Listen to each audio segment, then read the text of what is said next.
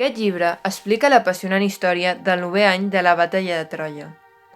Una batalla èpica i plena d'acció. En aquesta, l'ajut dels déus seria molt important, i no obstant això, s'enduria la vida de mítics guerrers. Però anem a començar pel principi.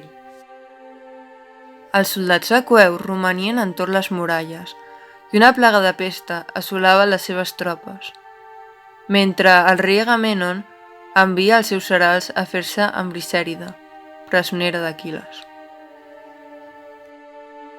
Com a conseqüència, Aquil·les decideix abandonar la guerra, i Zeus, còmplice de Tetis, la mare del guerrer, anima a Agamèmnon a reprendre la batalla i així fer-los caure en l'arrepentiment.